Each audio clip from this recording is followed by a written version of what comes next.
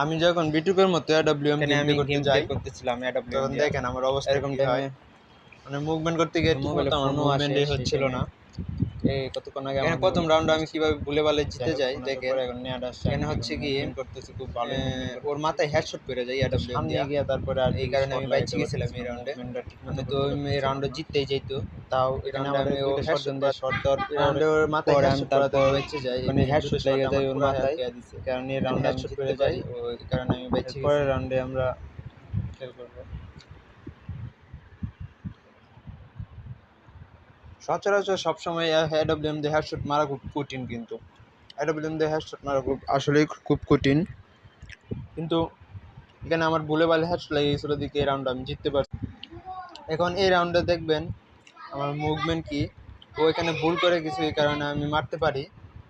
দেখেন কিভাবে ও ওয়াল মারতে মারতে ও ওয়ালের ভিতরে নিয়ে যায় আমারে, তারপর আরেকটা শট দিয়ে দিই। প্রথম শট দেওয়ার পরে ও পুরো মাথা টাথা ঘুরায়, ওর খালি ওয়াল মারে উড়া দুরা, কিন্তু ওয়াল ঠিক জায়গায় মারতে পারে না আর কি। ভাই আমি হচ্ছে নতুন, তাই আশা করি আপনারা সবাই আমাকে সাপোর্ট করবেন। প্লিজ যারা যারা ভিডিওটা দেখছেন সবাই সাবস্ক্রাইব করে আমার পাশে থাকবেন। এই দেখেন এখানে ওয়াল ফাঁক করে দেবো, যে আমি এখন নিজেরই শট দিয়ে দিই ওরে, এই রাউন্ডেও জিতে যাই। ম্যাচটা অবশ্য আমি জিতি, ওই এক রাউন্ডেই থাকে, এরপরের রাউন্ডেও আমরা জিতে যাব।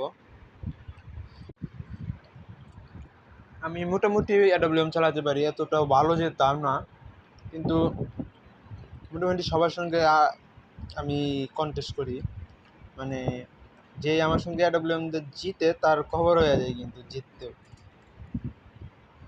আমি এই পর্যন্ত যত যত জনের সঙ্গে আমি এডব্লিউএম দেয়া গেম প্লে করছি, এবং হারছি খুব কমে, আমার মনে হয় জিতছি। কিন্তু এই ম্যাচ